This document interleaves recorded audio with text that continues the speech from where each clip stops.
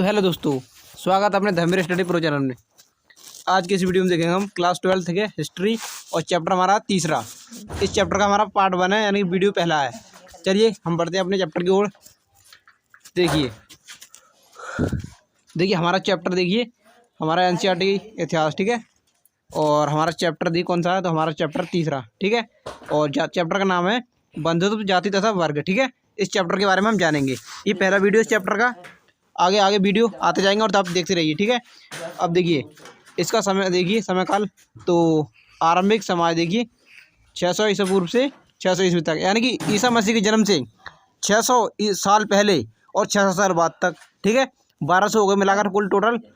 इतने समय का काल इसमें पढ़ेंगे हम, ठीक है। जो कुछ भी करा रहे हैं हम न्यूज़ सिलेबस के अकॉर्डिंग करा रहे हैं, ठीक है। चलिए आगे बढ़ते हैं। देखिए आज के इस चैप्टर में हम सब कुछ ये जानेंगे समाज के बारे में। पुराने समय में समाज कैसा था, कैसी कैसी व्यवस्था थी, इसके बारे में जानेंगे। रीति रिवाज कैसे थे, विवाह कैसे थे, विवाह के नियम पढ़ेंगे, ठीक है। आगे आगे वीडियो देखते जाइए आप, एक एक करके आपको सभी अच्छे से डिटेल से बताऊँगा। देखिए हमारा है महाभारत। ये महाभारत के बारे में जानेंगे, सब कुछ इसी में लिखा हुआ है पुराने समय का, ठीक है। इसलिए ये चैप्टर पूरा महाभारत के ऊपर ही दिया है। चलिए देखिए महाभारत दुनिया का सबसे बड़ा महाकाव्य है। तो क्या है, एक महाकाव्य है, ठीक है। अब देखिए महाभारत में 1 लाख से अधिक श्लोक हैं। कितने श्लोक हैं अभी? 1 लाख से अधिक श्लोक हैं, ठीक है। अब देखिए इसका पुराना नाम जय संहिता था। क्या था? तो जय संहिता। देखिए ये भारत के सबसे समृद्ध ग्रंथों में से एक है। सबसे समृद्ध ग्रंथों में से बड़ा ग्रंथ एक ही है, सबसे बड़ा ग्रंथ है ये। अब देखिए महाभारत की रचना 1000 वर्ष तक होती रही। अब देखिए 1000 वर्षों तक इसकी रचना हुई, तो किसी एक व्यक्ति ने रचना नहीं की हुई इसकी, बहुत सी व्यक्ति होंगी। एक व्यक्ति लगभग 150-100 साल जीता है, और देखिए 1 वर्ष तक 1000 वर्ष तक हुई, तो इनके अलग अलग व्यक्तियों ने रचना की थी, ठीक है। अब देखिए लगभग 500 BC से, लगभग 500 ईसा पूर्व से शुरू हो गई, ठीक है। चलिए देखिए महाभारत से उस समय की समाज की स्थिति तथा सामाजिक नियमों के बारे में जानकारी मिलती है। समाज किस प्रकार का था उस समय, सामाजिक नियम कैसे थे, उसके बारे में जानकारी मिलती है हमें महाभारत से, ठीक है। अब देखिए महाभारत में शामिल कुल कथाएं तो इस काल से पहले ही प्रचलित थीं। अब देखिए महाभारत में 2 परिवारों के बीच हुए युद्ध का चित्रण है। अब देखिए गौरव, और एक तरफ गौरव थे, एक तरफ पांडव। 2 परिवारों में युद्ध हुआ था सत्ता को लेकर। इसी के बात को उसमें विवरण किया गया, चित्रण किया गया, ठीक है। चलिए आगे देखते हैं। देखिए महाभारत का मूल रचयिता कौन था? तो देखिए महाभारत का मूल रचयिता था भाट सारथी, ठीक है। जब युद्ध होता था महाभारत का, तो ये साथ में लड़ने जाते थे, सैनिक थे ये, ठीक है। जो भाट सारथी, सारथी का मतलब समझते हैं आप, जो रथ चलाता है, तो वहाँ पर जो साथ में जाता है वो होता था सारथी, ठीक है। सारथी उसे बोलते हैं जो रथ की ड्राइवरिंग करता है एक प्रकार से, ठीक है। तो उसे हम वो सारथी बोलते हैं जो रथ चलाता था। तो ये साथ में जाते थे युद्ध में। तो पहले लिखना इन्होंने आरंभ किया, फिर बहुत से व्यक्तियों ने, अलग अलग व्यक्तियों ने इसे लिखा है, ठीक है। इसका मूल रचयिता भाट सारथी है, ठीक है। चलिए अब देखिए महाभारत का समालोचनात्मक संस्करण है। अब देखिए ये जब महाभारत को सभी एक जगह पर लिखा गया, इकट्ठा करके अलग अलग स्थान से उठाकर, तो उसे समालोचनात्मक संस्करण कहा गया। अब देख किसने किया था? एक बहुत ही विद्वान थे, जाने माने, जिसका नाम था BS सूत्रंकर, ठीक है। BS सूत्रंकर नाम था इनका, और इनके साथ और भी विद्वान थे, पर इनकी ज़्यादा भूमिका है, ये ज़्यादा मेन थे, ठीक है।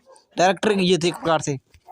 तो देखिए अब देखिए महाभारत का समालोचनात्मक संस्करण क्या था, इसके बारे में हम जानेंगे। अब देखिए समालोचना का अर्थ देखिए अच्छी तरह से देखना, विश्लेषण करना यानी अध्ययन करना, पढ़ना उसके बारे में, उसको अच्छे से जानना, ठीक है। तो उसे बोलते हैं विश्लेषण, तो उसे समालोचनात्मक संस्करण बोलते हैं। इसके अंतर्गत देखिए क्या आता है, समीक्षा करना, उसकी जानकारी अच्छे से प्राप्त करना, समीक्षा करना, गुण दोष की परख करना, उसमें क्या सही है क्या गलत है यह जानना, और देखिए निरीक्षण करना, उसकी जानकारी अच्छे से बिल्कुल क्लियरली देखना, पढ़कर, और उसे निरीक्षण करना, तो उसे समालोचनात्मक संस्करण कहते हैं, ठीक है। अब देखिए BS सूत्रंकर संस्कृत के विद्वान थे।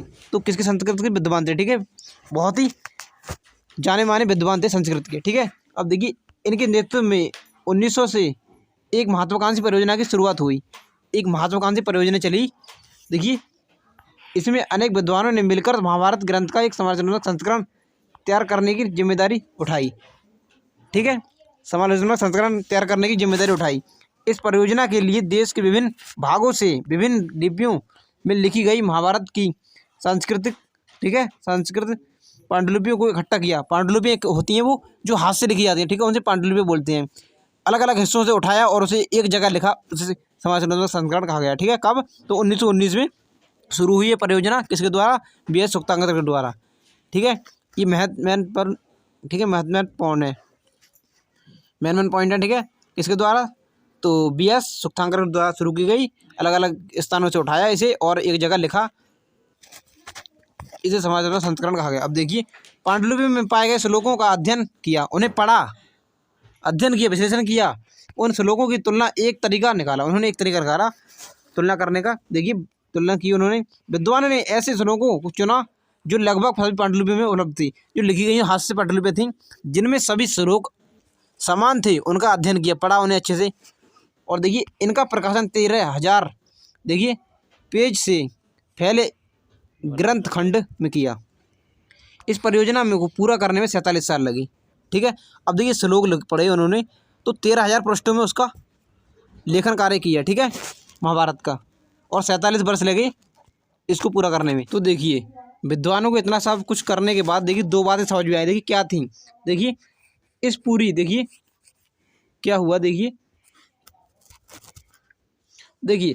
इस पूरी परियोजना के बाद 2 बातें सामने आई। क्या आई? देखिए, पहली बात क्या थी?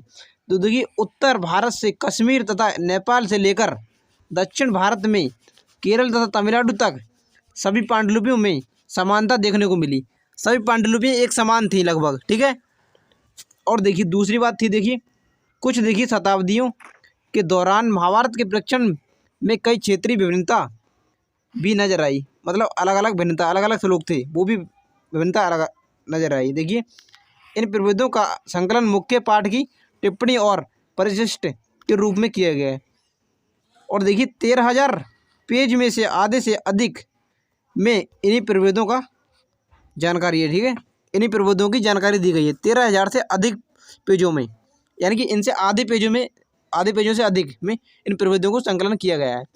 और जो लगभग एक समान थे और उनको शामिल किया गया पहले, तो बाद में इनको थोड़े आधे से अधिक, ठीक है, प्रभेदों को शामिल किया गया है। देखिए, अब हमारा बंधुत्व एवं विवाह, ठीक है, इसके बारे में जानेंगे। सबसे पहले पढ़ेंगे हम परिवार के बारे में पढ़ेंगे। अब देखिए, परिवार एक समाज की महत्वपूर्ण संस्था थी। जैसे आज के समय में एक परिवार होता है, कई लोगों का समूह, उसे परिवार बोलते हैं, इसी प्रकार पहले भी कहा जाता था। अब देखिए, संस्कृत ग्रंथों में परिवार के लिए कुल शब्द का प्रयोग किया जाता था। अब संस्कृत जो ग्रंथ है उनमें परिवार को कुल का नाम दिया गया, ठीक है। अब देखिए, सभी परिवार एक जैसे नहीं होते थे, कोई अमीर होता था तो कोई गरीब होता था, परिवार अलग अलग प्रकार के होते थे। अब देखिए, विभिन्न परिवारों में सदस्यों की संख्या, एक दूसरे से उनका रिश्ता, क्रियाकलाप अलग अलग हो सकता था। अब देखिए, एक परिवार में यह संभव नहीं है कि सभी में बराबर मेंबर हों, ठीक है, व्यक्ति बराबर हों, अलग अलग हो सकते हैं, उनका रिश्ता अलग हो सकता है, उनकी देखिए क्रियाकलाप अलग हो सकते हैं, कार्य उनके अलग हो सकते हैं, ठीक है, तो ये अलग अलग हो सकता है। अब देखिए, एक ही परिवार के लोग भोजन तथा अन्य संसाधनों को आपस में बांटकर इस्तेमाल करते हैं, आज भी करते हैं और पहले भी करते थे, ठीक है। अब देखिए, जब आपके घर में खाना वगैरह बनता है तो सभी लोग थोड़ा थोड़ा बांट कर खा लेते हैं उसे, तो उसे हम परिवार उसे आपस में बांट लेता है, ठीक है, सभी लोगों को थोड़ा थोड़ा। इसी प्रकार पहले भी होता था महाभारत के समय में। अब देखिए, लोग अपने परिवार में मिलजुल कर रहते हैं। अब देखिए, आज भी रहते हैं और पहले भी रहते थे, ठीक है, रहते थे। अब देखिए, परिवार एक बड़े समूह का हिस्सा था, इन्हें संबंधी कहा गया जाता है। अब परिवार बहुत बड़ा होता है, चचेरे तहेरे मौसेरे भाई होते हैं, तो बहुत बड़ा परिवार होता है, ठीक है। देखिए, इसके लिए जाति समूह शब्द का इस्तेमाल भी किया जाता। कुछ परिवारों में चचेरे मौसेरे भाई बहनों से भी खून का रिश्ता मान लिया जाता है, लेकिन सभी समाज में ऐसा नहीं होता। देखिए, हिंदू धर्म में लोग मान लेते हैं खून का रिश्ता, परंतु मुस्लिम धर्म में आज भी नहीं मानते हैं। चचेरे वो आपस में शादी कर लेते हैं, तो इस प्रकार आप समझ सकते हैं, ठीक है। चलिए, देखिए पितृवंशिका क्या है, पितृवंशिक व्यवस्था क्या है। देखिए, पितृवंशिकता एक ऐसी सामाजिक व्यवस्था है जिसमें समाज में पुरुष को अधिक महत्व दिया जाता है। अब देखिए, जो पुरुष होता है घर का, उसे अधिक महत्व दिया जाता है, ठीक है। इस परंपरा में घर का मुखिया पुरुष होता है इसका मुखिया, और उसके पास अधिक शक्ति होती है, बहुत ही शक्तियाँ होती हैं। और देखिए, इस व्यवस्था में पिता के बाद पुत्र को संपत्ति तथा शक्ति का प्राप्त हो जाती है। देखिए, आज के समय में भी घर का मुखिया पिता होता है, ठीक है, वो पूरे परिवार पर नियंत्रण रखता है, सारे क्रियाकलाप क्रियान्वित करवाता है, ठीक है।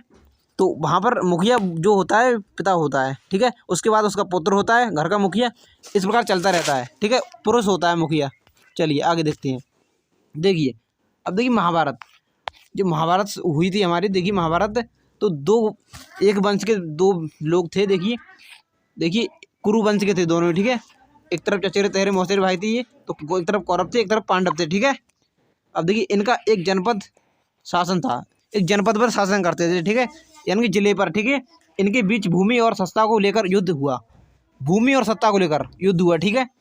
अब देखिए इसमें पांडव जीत गए। इसके उपरांत पितृवंशिक उत्तराधिकार को घोषित किया गया, ठीक है। इस प्रकार समझ सकते हैं पितृवंशिकता कितनी महत्वपूर्ण थी। पितृवंशिकता में पुत्र आसानी से पिता की मृत्यु के बाद पिता की संपत्ति, संसाधन तथा सिंहासन पर अधिकार जमा सकते थे उस समय में, ठीक है। महाभारत के समय में देखिए अधिकतर राजवंश पितृवंशिकता प्रणाली को अपनाते थे, ठीक है। यानी कि पिता के बाद पुत्र ही बैठता था गद्दी पर, ठीक है। यदि पुत्र ना हो तो भाई या अन्य बंधु बांधव को भी उत्तराधिकारी बनाया जा सकता था, ठीक है। भाई हो उसका, ठीक है, उनको बिठा दिया जाता था यदि पुत्र ना होता था तो। कुछ विशेष परिस्थितियों में स्त्री को भी सत्ता दी जाती थी। अब तो कुछ ऐसी परिस्थिति आ जाती थी जब कोई भी नहीं होता था तो, ठीक है, स्त्री को भी सत्ता दे देते थे। अब देखिए विवाह के नियम। देखिए विवाह 8 प्रकार के होते थे, ठीक है। उस समय विवाह 8 प्रकार के थे। देखिए बहिर्विवाह पद्धति, ठीक है, गोत्र से बाहर विवाह करने की प्रथा, बहिर्विवाह, ठीक है।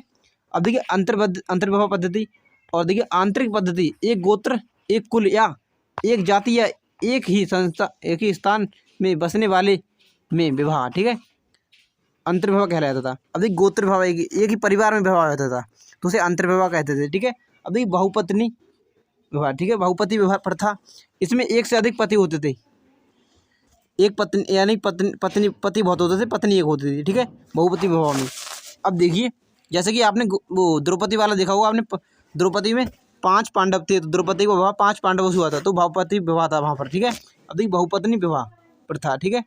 अब देखिए एक से अधिक पत्नियाँ होती थी, इसमें एक से अधिक पत्नियाँ होती थी, ठीक है। एक व्यक्ति की एक से अधिक पत्नियाँ होती थी, पुरुष एक होता था और पत्नियाँ अधिक होती थी, ठीक है। तो इसे बहुपत्नी प्रथा कहा गया, ठीक है।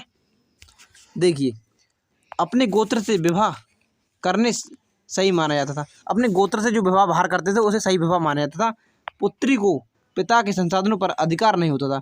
देखिए आज के समय में भी जब पुत्री का विवाह होता था तो केवल पुत्र का ही अधिकार छोड़ देते हैं और पुत्री का अधिकार नहीं होता था पहले भी। देखिए कन्यादान अर्थात विवाह के समय कन्या को भेंट देना पिता का महत्वपूर्ण कर्तव्य माना जाता था। अब देखिए कन्यादान इसे बोलते हैं, विवाह के समय कन्या को भेंट दे देना वर को, ठीक है, तो इसे कन्यादान कहा जाता है, ठीक है। दोस्तों वीडियो पसंद आया तो लाइक और शेयर करें। थैंक फॉर वॉचिंग वीडियो, और मिलते हैं अगली वीडियो फटाफट। नेक्स्ट पार्ट देखना इसका ना भूलें, और हाँ अपने दोस्तों में शेयर कर दो फटाफट। चलिए।